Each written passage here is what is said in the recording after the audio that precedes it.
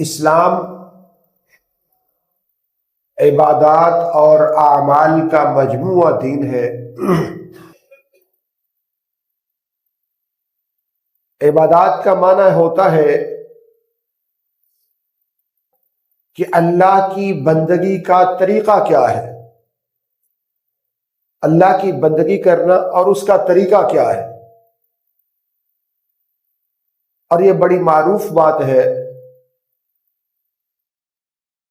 کہ دین اسلام چاہتا کیا ہے، لِنُخْرِجَ الْعِبَادَ عَنْ عِبَادَةِ الْعِبَادِ إِلَى رَبِّ الْعِبَادِ،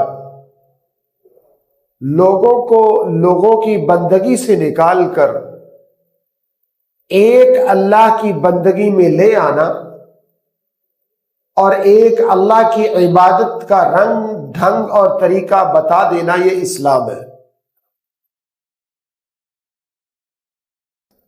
دین اسلام سے پہلے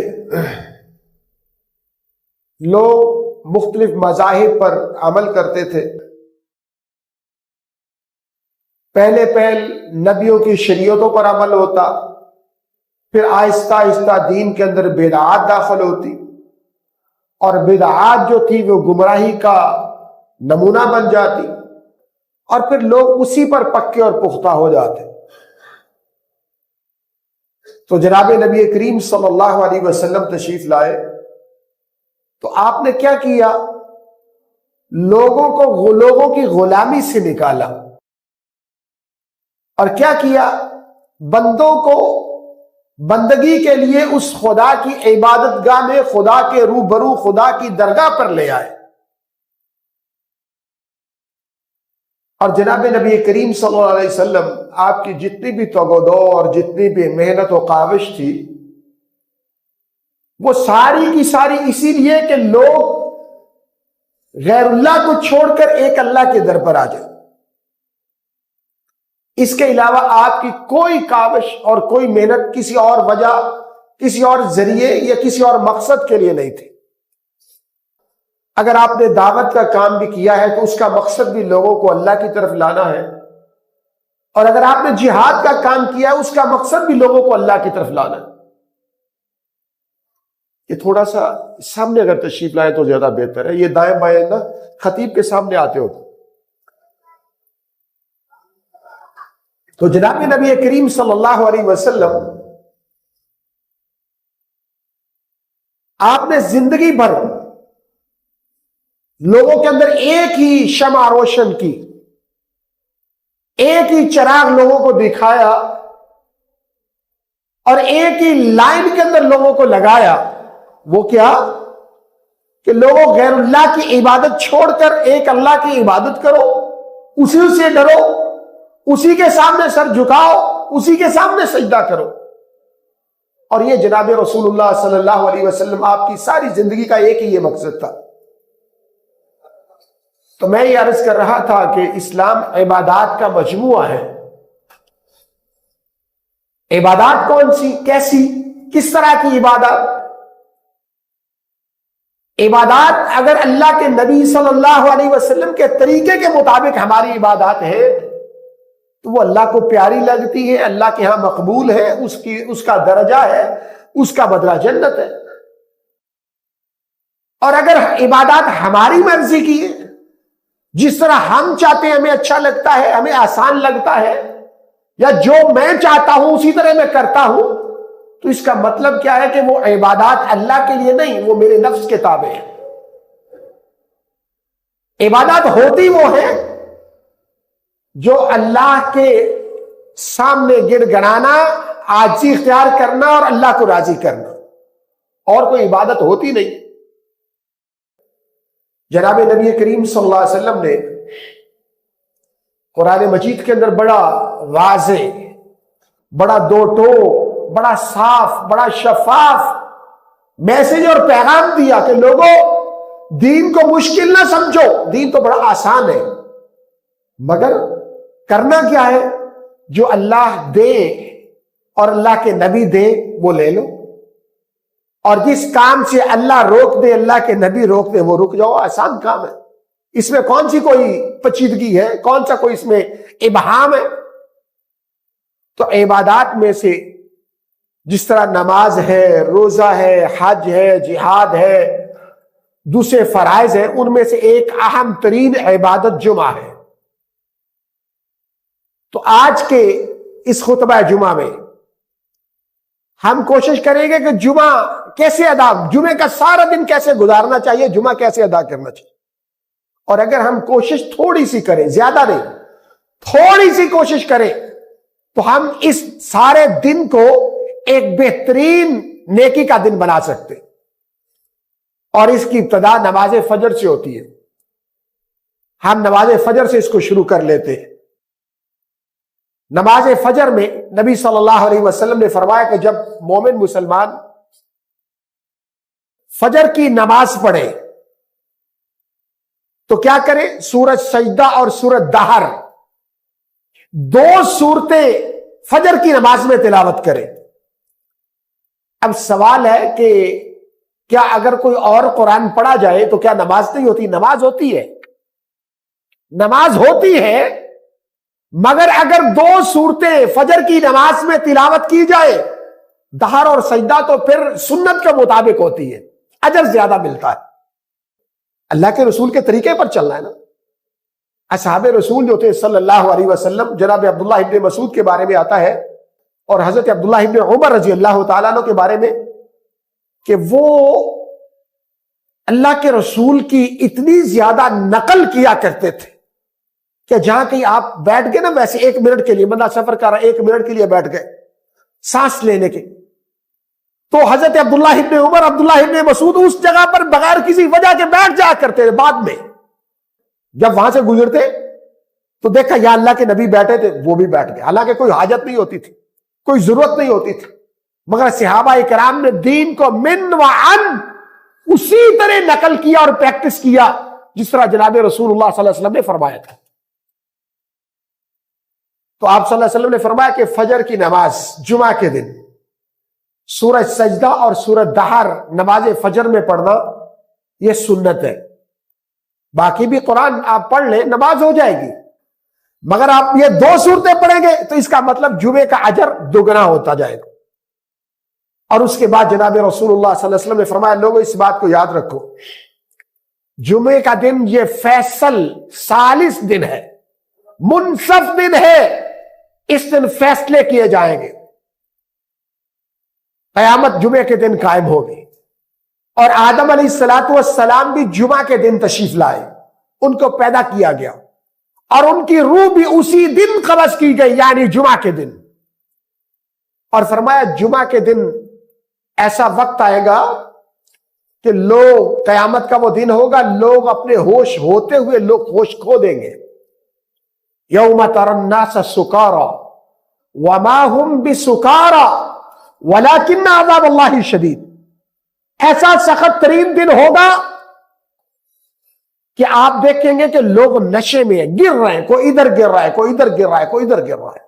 وما هم بسکارا، لیکن حقیقت یہ ہوگی کہ وہ نشہ نہیں ہوگا، وہ خوف ہوگا، ہیبت ہوگی، اللہ کا ڈر ہوگا، اللہ کے سامنے کھڑے ہونے کا خوف ہوگا، رعب و دبدبا ہوگا۔ اس لیے آپ صلی اللہ علیہ وسلم نے فرمایا اس دن درود پاک کثرت سے پڑھا کرو، جمعہ کے دن درود پاک کثرت سے پڑھا کرو۔ کیوں؟ اس کی ایک وجہ ہے، اس کی وجہ سب سے پہلی یہ ہے، آپ صلی اللہ علیہ وسلم نے فرمایا یذہب اللہ بہ الہم والغم، کثرت سے درود پڑھنا یہ انسان کو خوف سے اور غم سے نجات دلاتا ہے، خوف سے اور غم سے۔ اور اگر آپ کی عادت مبارکہ بن جائے، آپ سب دوستوں کی، میری اور آپ کی، تو اگر کوئی ایسا مشکل دن آ جائے جو کہ آنا ہے، لازم ہے، جو قیامت کا دن لازم ہے، تو ہم اپنی عادت کے مطابق اگر پڑھیں گے تو اللہ تعالی ہمارے اندر سے خوف کو ختم کر دے گا۔ اور اگر ہم اسی حالت میں مر جائے اور بعد میں یوم القیامہ آئے تو پھر اللہ تعالی ہماری اسی عادت کو بحال بھی کر سکتے ہیں۔ اور دوسرا، نبی صلی اللہ علیہ وسلم نے فرمایا کہ تم درود پڑھتے ہو، درود آپ کا پڑھنا مجھ پر پیش کیا جاتا ہے، یہ صحیح روایت ہے۔ آپ کا درود پڑھنا مجھے پیش کیا جاتا ہے. تو یہ کتنی بڑی بات ہے کہ ہم کثرت سے درود پڑھیں اور ہمارا درود اللہ کے رسول صلی اللہ علیہ وسلم کے سامنے پیش کیا جائے. اب بعض لوگ یہاں پر پریشان ہو جائیں گے کیسے پیش کیا جاتا ہے. بھائی اللہ جانے, اللہ جانے, ہمیں کیا پتا کیسے پیش کیا جاتا ہے, مگر اللہ کے رسول نے فرما دیا, جو فرما دیا حق ہے اور سچ ہے. اللہ اکبر. اور اس کے بعد دن کا جب شروع حصہ ہو, پہلا حصہ, تو آپ سورۃ کہف کی تلاوت کریں. یہ جمعے کے دن کے لیے خاص ہے. امام کائنات صلی اللہ علیہ وسلم نے فرمایا, جو شخص جمعہ کے دن سورۃ کہف پڑھتا ہے اور پھر اگلے جمعے پھر پڑھتا ہے, اگلے جمعے پھر پڑھتا ہے, اور اس کو اپنا معمول بنا لیتا ہے کہ ہر جمعے کے دن جو سورۃ کہف 15ویں پارے میں ہے, جو خاص کر جمعہ کے دن یہ عمل اپنا لیتا ہے, اللہ تعالیٰ اس کو اندھیروں میں مبتلا نہیں کرتا, پریشانیوں میں مبتلا نہیں کرتا, اس کے لیے روشنی کا انتظام کرتا ہے. روشنی مطلب ہر اعتبار سے روشن, دل و دماغ روشن, کام کریں گے روشن رہیں گے, کوئی عبادت کریں گے اندر روشن رہے گا, نور رہے گا. تو اللہ کے نبی صلی اللہ علیہ وسلم نے فرمایا, اگر تم یہ عمل کرو گے تو اللہ تعالیٰ اس عمل کی برکت سے تمہیں روشنی بھی, نور بھی عطا کرے گا, اور تمہیں قیامت کی گھبراہٹ بھی نہیں ہوگی. اللہ. اور اس کے بعد اگلا کام کیا ہے جمعہ سے پہلے؟ جمعہ سے پہلے اگلا کام غسل کرنا, اچھے کپڑے پہننا, خوشبو لگانا. اب آپ کہیں گے کہ یہ تو ہم کرتے ہیں, ہر روز نہاتے ہیں, یہ کون سا کوئی نئی کام ہے؟ اب نہانے اور غسل کرنے میں فرق ہے. نہانے اور غسل کرنے میں فرق ہے. مسلمان غسل کرتا ہے, نہاتا نہیں ہے. اب آپ کہیں گے یہ کون سی منطق والی بات ہے؟ یہ منطق ہے. غسل سے انسان کا دل اور اس کا جسم پاکیزہ ہوتا ہے, نہانے سے نہیں ہوتا, صاف ہوتا ہے. نہانے سے صرف کیا ہوتا ہے؟ صاف. اور غسل کرنے سے پاک ہوتا ہے. انسان کا وجود پاکیزہ, عبادت کے لیے پاکیزہ ہونا چاہیے. اور یہ بات ذہن نشین رکھے, مومن مسلمان جو ہوتا ہے نا, وہ ہر روز کرے تو غسل ہی کرے. ہم سمجھتے ہیں شاید ضروری حاجات کے لیے غسل کیا جاتا ہے, ضروری کوئی جو واجبات ہیں گھریلو دوسرے تیسرے ان کے لیے غسل کیا جاتا ہے. نہیں, جب بھی آپ نے اپنے آپ کو پاک اور صاف کرنے کا پروگرام بنایا تو غسل کرے. اسی طرح نہانے کی طرح بڑا آسان ہے. چھوٹے چھوٹے مسئلے اگر ہم ان پر توجہ کریں تو ہماری زندگی بڑی آسان اور خوبصورت ہو سکتی ہے. نبی کریم صلی اللہ علیہ وسلم نے ساری زندگی نہایا نہیں, آپ نے غسل کیا ہے. ہم نہاتے ہیں, ہماری عادت بن گئی, کوئی دو منٹ ٹھہرنا میں نہا کے آیا, 2 منٹ کرنا میں ایسے کر کے آیا. نہیں, حالانکہ اس پر پانی بھی کم خرچ ہوتا ہے اور اللہ کے رسول کی سنت بھی ادا ہوتی ہے, اور مومن پاک بھی ہوتا ہے. یہ باتیں نشی رکھی, طاہر, پاکیزہ. اب اس کی دوسری ایک مثال میں ایگزامپل آپ کو سمجھاتا ہوں. ہمیں رزق حلال کھانے کا کہا گیا ہے, کہا گیا نا کہ رزق کون سا کھاؤ؟ حلال. مگر اس کے بعد کہا گیا طیب بھی کھاؤ. رزق حلال کھاؤ اور طیب کھاؤ. اور طیب کا معنی پتہ کیا ہے؟ پاکیزہ رزق, وہ جو تمہیں نقصان نہ دے. حلال تو ہے, کئی دفعہ ایسا ہوتا ہے کہ ہم حلال سے حرام خرید لیتے ہیں. ہم سمجھتے ہیں ہمارے پاس حلال کا پیسہ ہے جیب میں, تو جو بھی چیز خریدیں گے وہ ٹھیک ہے. تو یہ غلط ہے, ایسے نہیں ہوتا. اللہ کے نبی صلی اللہ علیہ وسلم نے جہاں بھی فرمایا رزقاً حلالا طیبا, رزق کھاؤ حلال اور طیب. طیب کا معنی یہ ہوتا ہے, جس طرح ایک مثال آج کل میں دے دیتا ہوں آپ, یہ جتنے جنک فوڈز ہیں, یہ فلاں چیزیں کھانا, یہ نقصان, ہر ڈاکٹر کہتا ہے یہ نقصان دہ چیزیں نہ کھائیں نہ کھائیں. تو اس کا مطلب ہے یہ طیب چیزیں نہیں ہیں. حلال ضرور ہے مگر طیب نہیں ہے. یا ایسی چیزیں جو صحت کو نقصان دیتی. دیکھیں, قربان جاؤں, اسلام کیسا دین ہے، ایک ایک چیز کی ہماری حفاظت کرتا ہے۔ بعض ساتھی کہتے کہ بس جی حلال پیسوں سے خرید جو بھی لو وہ ٹھیک ہے، حالانکہ ایسا نہیں ہے۔ تو اسی لیے مومن مسلمان جو ہوتا ہے وہ غسل کرتا ہے، کیونکہ غسل کرنے سے مومن طاہر ہو جاتا ہے، پاک ہو جاتا ہے، اور اس کے بعد خوشبو لگانا، صاف ستھرے کپڑے پہننا، وقت سے پہلے مسجد میں آنا۔ اب یہاں پر ایک بڑا مسئلہ ہے، کیونکہ ویسے تو ہم مسائل کی دلدل میں رہتے ہیں، دنیاوی اعتبار سے بھی دینی اعتبار سے بھی۔ ہم سمجھتے ہیں جمعہ ہے نماز کا نام۔ اکثر دوست نماز کتنے بجے، اکثر دوست یہ ہم سے سوال کرتے جی آپ کے ہاں نماز کتنے بجے جمعے کی؟ بندہ پوچھے یہ نماز جمعے کی، دیکھیں خطبہ اتنی اہم چیز ہے کہ اس کی وجہ سے اللہ نے فرض نماز کو ادا کر دیا۔ زور کے ہم کتنے پڑھتے ہیں فرض؟ 2۔ کیوں پڑھتے 2؟ کیوں پڑھتے ہیں؟ وجہ کیا ہے؟ سبب کیا ہے؟ اس کا سبب یہ ہے کہ خطبہ سننا فرض ہے۔ ہم سمجھتے ہیں کہ شاید نماز پڑھنا فرض ہے، اور یہ کیوں خطبہ سننا کیوں فرض ہے؟ یہ مسلمانوں کا نظام تربیت ہے۔ نبی کریم صلی اللہ علیہ وسلم فرماتے ہیں کہ ہم 8ویں دن اہل ایمان کو ان کے دین کے بارے میں درس دیتے ہیں، بتاتے ہیں ان کے اعمال کے بارے میں، ان کی روزمرہ کی زندگی کے بارے میں، اور وہ 8 دن آگے اس پر عمل کرتے ہیں، اور پھر 8ویں دن نیا سبق دے دیتے ہیں۔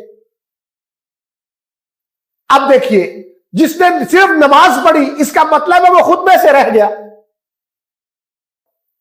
تو اس بات کو یقینی بنائیے کہ نماز اور خطبہ یہ ایسی چیز ہے، خطبہ کہ جس کی وجہ سے اللہ تعالیٰ نے فرض نماز کو ادا کر دیا، تاکہ وہ والا وقت بھی خطبہ کے اندر شامل ہو جائے۔ تو محترم بھائی اور بزرگوں، خطبہ شروع ہونے سے پہلے مسجد میں آنا امام کائنات صلی اللہ علیہ وسلم کی ایک صحیح حدیث ہے، اور وہ صحیح حدیث کیا ہے؟ بخاری اور مسلم کے اندر موجود ہے۔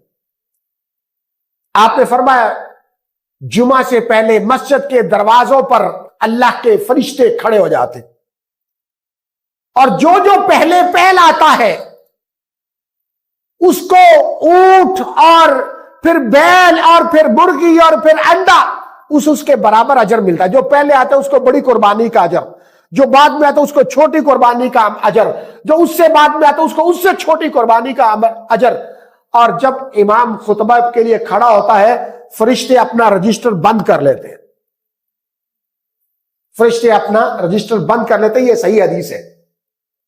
لہذا ہمیں چاہیے کیا کہ ہمیں چاہیے کہ ہم خطبہ جمعہ سے پہلے آئیں، تاکہ ہمیں پتہ ہو آج بات کیا ہوئی ہے، کیونکہ یہ سلسلہ تعلیم الاسلام ہے۔ اسلام نے عامی لوگوں کو سمجھانے کا یہ طریقہ ہے۔ اب آپ لوگ عالم تو بن نہیں سکتے، نہ آپ کے پاس وقت ہے، کوئی تجارت کرتا ہے، کوئی ملازمت کرتا ہے، کوئی کیا کرتا ہے، تو اب آپ کو سمجھانے کا کیا طریقہ ہے؟ یہی ہے کہ آپ جمعہ کے دن 1-8 گھنٹہ جو ہے وہ وقت پر نکال کے آئیں تاکہ اسلام کو سمجھیں۔ آج یہی پرابلم ہے کہ ہم ہر بات کو سمجھتے ہیں مگر اسلام کو نہیں سمجھ پاتے، اور اس کے لیے یہ بات ذہن نشین ہے کہ عورتوں کا آنا بھی ضروری ہے۔ ہماری خواتین ہر جگہ پر جاتی شاپنگ کے لیے، مختلف جگہ پر ان کو آزادی ہے، مگر مسجد میں نہیں آتی۔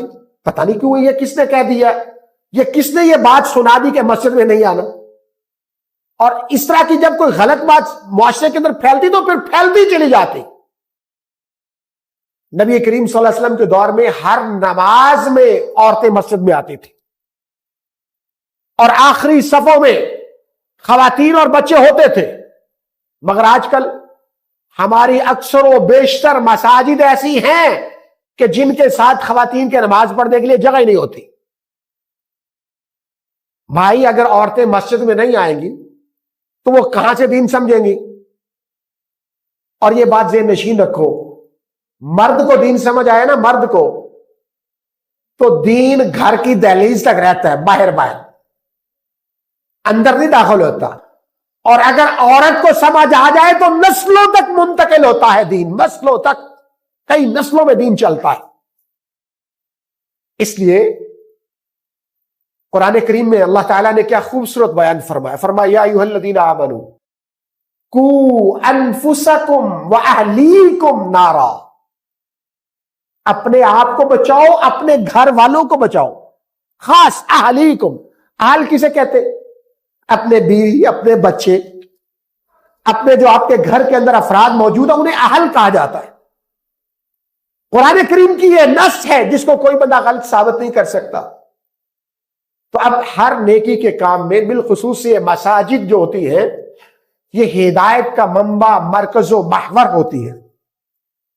اس لیے مساجد کے اندر اپنے بچوں کو، اپنی خواتین کو اپنے ساتھ لایا کریں. صبح سے گھر میں جو ہے وہ بتا دیا چلے بھائی تیار ہو جاؤ، ہم نے مسجد میں جانا ہے. ماحول بناؤ جس طرح عربوں کے اندر ماحول بنے ہوتے، سارے کے سارے لوگ مساجد میں آتے. اللہ اکبر. اور اس کے بعد خطبہ جمعہ کے والے دن جو نقصانات والی کچھ باتیں، نقصانات والی کیا باتیں؟ لیٹ آنا. ایک اور بات رہ گئی، نقصانات والی بات بعد میں شروع کرتا ہوں. ایک اور کام فرمایا جب بھی مسجد میں آؤ خطبہ جمعہ کے دن 2 رکعت ادا کر کے بیٹھو، چاہے خطبہ ہو رہا ہو یا خطبہ سے پہلے آؤ. 2 رکعت ادا کرنے کے بغیر مسجد میں نہ بیٹھو. اور نبی کریم صلی اللہ علیہ وسلم کی عادت مبارکہ کیا تھی؟ اگر کوئی شخص آتا نا وہ 2 رکعت نہ پڑھتا، آپ اس کو خطبہ کے اندر کھڑا کر دیتے، کھڑے ہو جاؤ بھائی 2 رکعت نماز پڑھو. یہ آپ صلی اللہ علیہ وسلم کی عادت مبارکہ تھی. تو معلوم کیا ہوا کہ 2 رکعت پڑھے بغیر کھڑے مسجد میں بیٹھنا نہیں ہے. یہ اپنی عادت بنا لیں اور بتائیں سب کو. اب ہے نقصانات والی باتیں کیا ہے؟ نقصانات والی بات ہے لیٹ آنا، یہ نقصان ہے. اور پھر اس کے بعد لوگوں کو پھلانگ کے اگلی صف میں آنے کی کوشش کرنا، لوگوں کے اوپر سے پھلانگتے آنا. نبی صلی اللہ علیہ وسلم نے اس کو منع فرمایا ہے. آپ نے فرمایا کہ لوگوں کے اوپر سے مت پھلانگو. ایک شخص تھا وہ اس طرح مسجد میں آیا اور وہ ادھر ادھر لوگوں کو ایسے ایسے کر کے آگے آنے کی کوشش. آپ نے فرمایا بیٹھ جاؤ، دیر سے آئے ہو. فرمایا بیٹھ جاؤ، دیر سے آئے ہو. دیر سے آنے والے پیچھے رہتے ہیں، آگے نہیں آتے. آپ نے اس کو بٹھا دیا. اور پھر اس کے بعد بعض لوگوں کی یہ عادت ہوتی ہے وہ جب آتے ہیں تو وہ جگہ خالی کرا دیتے ہیں. یار ادھر ہو جاؤ، ادھر ہو جاؤ. جگہ خالی نہیں کروانی کسی سے. مسجد میں اگر کوئی ساتھی پہلے موجود، پہلے سے بیٹھا ہے تو یہ نہیں کہ کوئی اوپر سے آئے اسے کہے بھائی پرے ہو جاؤ میں یہاں نماز پڑھتا ہوں. بھائی یہ مسجد اللہ کا گھر ہے، یہاں پر کوئی کسی کی جگہ خاص نہیں ہوتی. ہاں بعض بزرگ ایسے ہوتے ہیں کو کہیں وہ کرسی رکھ لیتے ہیں یا کہیں مستقل بیٹھ جاتے ہیں، تو پہلے والوں کو اس کا خیال کرنا چاہیے، نہ کہ وہ آنے والے جگہ خالی کراتے پھرے. یہ بھی ایک طریقہ ہے کہ جو پہلے مستقل لوگ ہیں وہ دیکھیں کہ یار فلاں بزرگ آتے ہیں، فلاں بھائی آتے ہیں، ان کی یہ جگہ ہے، چلو میں سائڈ پہ ہو جاؤں. یہ تو ایک اچھی بات ہے، اخلاقی بات. مگر اگر کوئی وہاں پر بیٹھا ہے تو اس سے جگہ خالی نہیں کرائی جا سکتی. یہ بھی بات ذہن نشین رکھیں. اور نبی صلی اللہ علیہ وسلم نے فرمایا کہ جمعہ کے دن نماز پڑھ کے 2 رکعت مسجد میں ادا کر کے گھر جانا. اور اگر کوئی شخص کہتا ہے کہ مجھے جلدی ہے، وہ اپنے گھر جا کے کرنا چاہتا ہے تو وہ اپنے گھر میں بھی کر سکتا ہے. مگر مسجد کے اندر کم از کم 2 رکعت نماز پڑھنا یہ سنت ہے. 2 فرض اور 2 سنت بعد میں پڑھنا، یہ سنت ہے. اب آگے آ جائیے. اب جمعہ کا دن جو ہے وہ اتنا اہم کیوں ہے؟ آپ نے اس کو مسلمانوں کی عید کہا ہے. ہر جمعہ مسلمانوں کی عید آپ نے کہا ہے. کیوں؟ اس کی ایک بڑی خاص وجہ ہے. اس کی وجہ یہ ہے کہ جمعے کے دن دعائیں قبول ہوتی ہیں. یہ دعاؤں کی قبولیت کا دن ہے، اس دن دعائیں قبول کی جاتی، اس لیے یہ دن زیادہ اہم ہے۔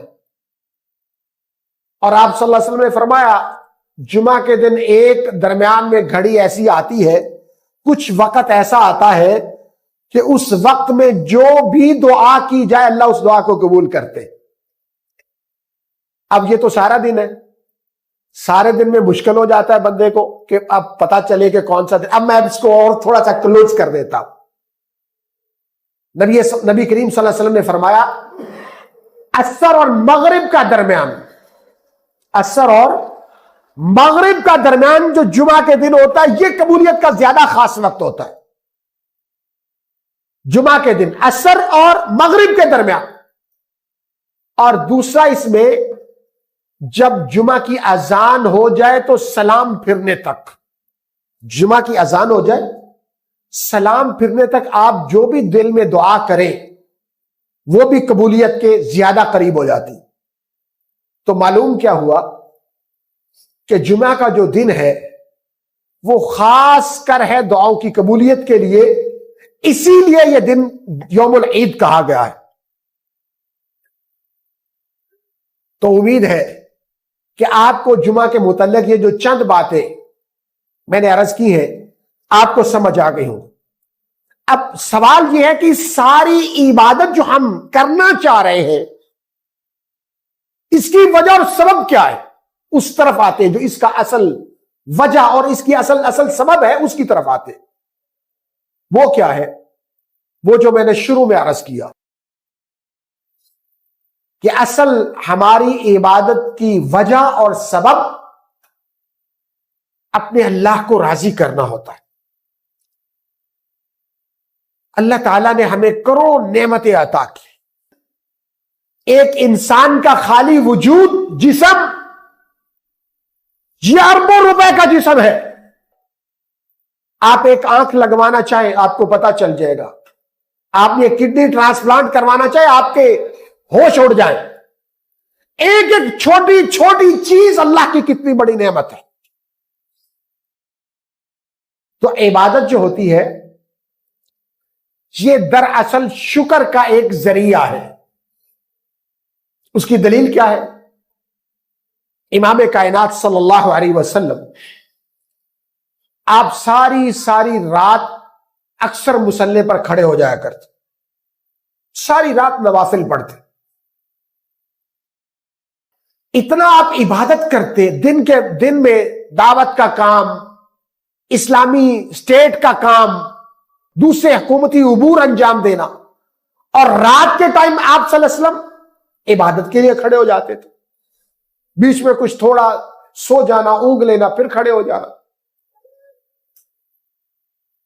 یہاں پر دو باتیں، سب سے پہلے اللہ کریم نے اپنے نبی صلی اللہ علیہ وسلم کو اتنی عبادت کے بعد کہا اے ہمارے نبی آپ اتنا کھڑا مت ہویا کریں، اتنا مت کھڑے ہو۔ یا ایھا المزمل قم اللیل الا قلیلا نصفہ او انقص منہ قلیلا او زد علیہ ورتل القرآن ترتیلا۔ اے نبی محترم صلی اللہ علیہ وسلم، بولا کرے یار صلی اللہ علیہ وسلم، سب بولا کرے، اتنا بھی خاموشی ضروری نہیں ہے۔ صلی اللہ علیہ وسلم آپ ساری رات کھڑے نہ ہوا کریں۔ یہ کون کہہ رہا ہے؟ عرش والا کہہ رہا ہے۔ آپ ساری رات کھڑے نہ ہوا کریں، آپ آدھی رات کھڑے ہو جایا کریں، نصفہ او انقص منہ قلیلا، آدھی رات کھڑے ہو جایا کریں، او زد علیہ ورتل القرآن ترتیلا، آدھی رات سے بھی اس سے کم حساب کھڑے ہو سکتے۔ سیدہ عائشہ صدیقہ ام المومنین رضی اللہ عنہا ایک دن سوال کرتی آقا علیہ السلام سے، یا نبی اللہ آپ تو معصوم ہیں، آپ نے تو کوئی گناہ ہی نہیں کیا، آپ نے تو کسی پر زیادتی نہیں کی، آپ نے تو کسی کو تنگی نہیں کیا، آپ تو مجسمہ رحمت ہے، پھر آپ اتنی عبادت کیوں کرتے ہیں؟ کیوں اللہ کے سامنے روتے ہیں؟ اتنا گڑ گڑاتے کیوں ہیں؟ تو آقا علیہ الصلوۃ والسلام نے پتہ کیا فرمایا؟ عائشہ افلا اکون عبدا شکورا، کیا جو اللہ تعالیٰ نے مجھے انسانوں پر اتنی فضیلت عطا کی ہے، اتنا درجہ عطا کیا ہے، اتنی فوقیت عطا کی ہے، اتنی رفعت عطا کی ہے، اتنی بلندی عطا کی ہے، کیا میں اللہ کا شکر گزار بندہ نہ بن جاؤں؟ تو معلوم کیا ہوا؟ عبادت دراصل اللہ کی شکر گزاری کا نام ہے۔ جو اللہ نے ہمیں نعمتیں عطا کی، شمار تو کرے، گننے تو صحیح، کتنی نعمتیں اللہ نے جو آپ کو عطا کی کسی اور کو نہیں دی۔ مگر بعض دفعہ بعض انسان پتہ کیا ہوتے ہیں؟ ان کی نظر ہمیشہ آگے ہوتی ہے، آگے، وہ اگلے کو دیکھ کے ہر وقت پریشان ہے، تو اگلا تو وہاں پہنچ گیا، میں یہاں پہنچا ہوں۔ حالانکہ یہ نہیں پتا کہ پہنچنا سب نے ایک ہی جگہ ہے، پہنچنا سب نے ایک ہی جگہ ہے، وہاں پتا چلے گا کہ کہاں پہنچے بھائی۔ اس لیے عبادت اللہ کی شکر گزاری کا نام۔ جو شخص عبادت نہیں کرتا گویا کہ وہ اللہ کا شکریہ ادا نہیں کرتا۔ اور یاد رکھو زمانے کا دستور کیا ہے؟ کوئی شخص ہمیں 2 منٹ کی سروس دے دے نا، 2 منٹ کی، سرکاری ملازم کے پاس چلے جائیں، حالانکہ ہمارا جائز کام ہوتا ہے اور اس نے کرنا ہوتا ہے، وہ صرف تھوڑی سی ہمیں توجہ دے کے کام کر دے تو ہم پھولے نہیں جو ہے نا وہ اپنے آپ مانتے، ہر وقت اس کا شکریہ ادا، جہاں ملا شکریہ، جہاں میں شکریہ جی شکریہ، لوگوں کو بتاتے یار میں دفتر میں گیا تھا 2 منٹ میں اس نے میرا کام کر دیا۔ پھولے نہیں سماتے ہم لوگ۔ اب آپ اندازہ کیجئے 2 منٹ کے کام کا شکریہ تو ہم زندگی بھر ادا کرتے رہتے، مگر جس مالک و خالق نے ہمیں اتنی خوبصورت زندگی عطا کی، اس کا شکریہ ادا کب کب کیا اور کتنا کتنا کیا، یہ تو حساب اصل میں آگے جا کے ہونا ہے۔ اسی لیے اس کو یوم الحساب کہا گیا ہے، قیامت کے دن کو یوم الحساب، حساب کا دن۔ اب بعض لوگ یہ سوچتے ہیں اتنے زیادہ انسان، تو یہ ان کا حساب کیسے ہوگا؟ کیونکہ ہم پتہ کہ ہم انسان ہیں نا، چھوٹے، یہ دیوار کے پیچھے ہمیں پتہ نہیں کیا ہو رہا ہے، کچھ نہیں پتا نا، ہماری تو حیثیت یہاں سے ختم ہے، کیونکہ ہم، اور اللہ مالک الملک، اس کی بادشاہی کا کیا کہنے، تو ہم ہر چیز کو اپنے آپ پر تصور کر لیتے۔ قرآن کریم کی ایک آیت ہے، وہ جب آیت میں پڑھتا ہوں نا تو میں کانپ جاتا ہوں اکثر۔ وہ آیت کیا ہے؟ آپ بھی ذرا اس کو غور سے سنیے گا اور اکثر سوچئے گا۔ وہ کون سی آیت ہے؟ ما يلفظ من قول الا لدیہ رقیب عتید۔ تمہاری زبان سے نکلنے والا ایک لفظ نوٹ ہو رہا ہے، نوٹ ہو رہا ہے ایک ایک لفظ۔ اب یہ کام کوئی آسان ہے؟ ایک ایک لفظ، ہم دن میں کتنے ہزاروں لفظ بول جاتے ہیں، لاکھوں کئی لوگ لفظ بولتے ہیں ایک دن میں، تو بتائیے اتنے لفظ نوٹ کرنا کوئی آسان کام ہے؟ ہم اپنے آپ کو دیکھیں، دنیا کو، مشینری کو دیکھیں تو یہ واقعی مشکل ہے، مگر اس زمین کا جو مالک و خالق ہے نا، اس کے لیے مشکل نہیں۔ اس نے ہمارے پیدا ہونے ہی اس کا سسٹم شروع کر دیا، پہلے دن سے کاؤنٹنگ شروع ہو گئی، اور 2 فرشتے بٹھا دیے۔ قرآن کریم کے اندر آتا ہے کہ بعض انسان ایسے ہوں گے جو قیامت کے دن نا اس حساب و کتاب کو جھٹلا دیں گے۔ اللہ تعالیٰ کے سامنے جب بندے کا حساب رکھا جائے گا تو بعض بندے پر بڑے شاطر، جس طرح دنیا میں ہوتا ہے نا، بڑے تیز اپنے آپ کو کہنے والے، لوگوں کو گیڑا دینے والے، فراڈ کرنے والے، تیزی اپنا جو کام نکلوا لے تو پھر 100 بندے کو بتاتے میں نے اس کو ایسے چیک کر دیا۔ اسی طرح بعض لوگ ہوں گے جو قیامت کے دن اللہ کی عدالت میں کھڑے ہو کے مکر جائیں گے اپنے اعمال سے، یا اللہ یہ تیرے فرشتوں نے غلط لکھا، ہم نے تو یہ کیا ہی نہیں، قسم اٹھا لے ہم نے نہیں کیا، یہ جو عمل ہے نا یہ تو میں نے بالکل ہی نہیں کیا، تیرے فرشتوں نے میرے کھاتے میں ڈال دیا۔ اور پھر اگلا صفحہ دیکھیں گے، یا اللہ یہ دیکھ میرے ساتھ کتنی زیادتی، کتنا ظلم، میں تو اس دن اس جگہ پر تھا ہی نہیں، تو یہ بلا وجہ میرے کھاتے میں ڈال دیا گیا۔ اللہ رب العزت ہنسنے لگیں گے، بندے کی اس ایسی باتوں پر ہنسنے لگیں گے۔ اللہ زبان کو پر مہر لگا کے زبان کو بند کر دیں گے، اور پھر پورے جسم کو حکم دیں گے کہ تم گواہی دو، بولو بھئی اس نے یہ کیے یا نہ کیے۔ قرآن کریم کے اندر آتا ہے ہاتھ بولنے لگیں گے، پیر بولنے لگیں گے، کان بولنے لگیں گے، آنکھیں بولنے لگے گی، پورا وجود بولنے لگے گا، ہمارے خلاف گواہی دینے لگ جائے گا۔ اللہ فرمائیں گے ہاں بھئی اب بتا، اب تو تیرا جسم ہی تیرے خلاف گواہ بن کے کھڑا ہو گیا۔ اسی لیے ما یلفظ من قول الا لدیہ رقیب عتید، جو سارا دن بلا وجہ ایویں بولی جاتے ہو، پتہ بھی کسی بات کا نہیں ہوتا، اور بڑے بڑے متکبرانہ الفاظ بولتے رہتے ہو، میں وہ کر دوں گا، میں یہ کر دوں گا، یہ سارا کچھ نوٹ ہو رہا ہے۔ اور یہ یاد رکھو، اللہ تعالیٰ کو جو سب سے برا انسان کا عمل لگتا ہے وہ تکبر ہے، کیونکہ تکبر جو ہوتا ہے وہ انسان کو عبادت سے دور کرتا ہے۔ متکبر شخص عبادت نہیں کرتا، وہ کہتا ہے یہ تو سارا کچھ میری وجہ سے، یہ مجھے یہ کار کوٹھی بنگلہ یہ فلاں چیزیں ملی، یہ میری صلاحیت کی وجہ سے، میں اس کو پتہ نہیں میں کیا چیز ہوں، میں اس کو وہ سبق دوں گا جو اس کو یاد رکھے گا، اسے پتہ نہیں میں وہ ہوں۔ اللہ اکبر، حالانکہ کوئی کچھ بھی نہیں ہے۔ میں کہتا ہوں پانی کے بلبلے کی بھی کوئی حیثیت ہے، بندے کی کوئی نہیں۔ اس لیے سب سے بہترین انسان وہ ہے جو اپنے اللہ کے ساتھ اپنا معاملہ، اپنا حساب سیدھا رکھے، دنیا جو مرضی کہتی رہے، دنیا کی پرواہ نہ کرے، اپنے اللہ کی پرواہ کرے ہر معاملے میں۔ اور یاد رکھو، جو اللہ کے ساتھ صلح کر لیتا ہے، بڑا معروف واقعہ ہے، ایک بہت بڑے اللہ کے ولی تابعی تھے، ان کی شادی نہیں ہوئی، تو حدیث کے اندر آتا ہے جس کی یہاں پر شادی نہیں ہوگی اس کی اللہ تعالیٰ اگلے جہان شادی کرے گا، اور دنیا کی ایک عورت اسے دے گا، دنیا کی ایک عورت اسے دے گا، مگر دنیا میں اس کی شادی نہیں ہوئی۔ میرے ذہن سے ان کا نام نکل گیا، بڑا معروف اور صحیح واقعہ ہے۔ وہ اللہ سے دعا کرنے لگے، یا اللہ میری وہ عورت تو مجھے دکھا دے جو مجھے آخرت میں ملنی ہے۔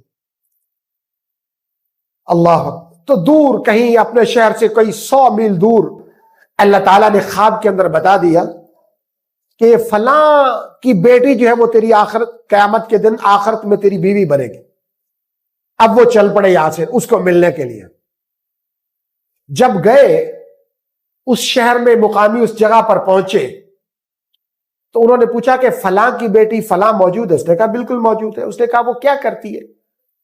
اس نے کہا اس کا کوئی خاص کام تو نہیں ہے، مگر وہ اس سارے قبیلے کی بکریاں اکٹھی کر لیتی ہے اور جنگل میں چلی جاتی، وہاں سارا دن بکریاں چراتی ہے اور شام کو واپس آ کے سب کے جانور ان کے حوالے کر دیتی، اس کا یہ کام ہے۔ تو وہ اس کے پیچھے چلے گئے۔ انہوں نے کہا وہ کون سا جنگل؟ کا یہ جنگل ہے۔ وہ اس کی طرف چلے گئے۔ جب جنگل میں گئے نا تو دیکھا کہ وہ عورت جو ہے وہ نفل ادا کر رہی ہے اور جنگل کے شیر اس کی بکریاں چرا رہے ہیں، درندے اس کی بکریاں چرا رہے ہیں۔ اللہ، سلام پھیرا تو اس کا نام لے کر بلایا، تو آگے سے اس عورت نے بھی نام لے کر بلایا۔ اس نے کہا مجھے تو اللہ نے خواب میں بتایا تیرا یہ نام ہے، تو میرا نام کیسے جانتا؟ اس نے کہا مجھے بھی اللہ نے خواب میں بتایا کہ تیرا یہ نام ہے۔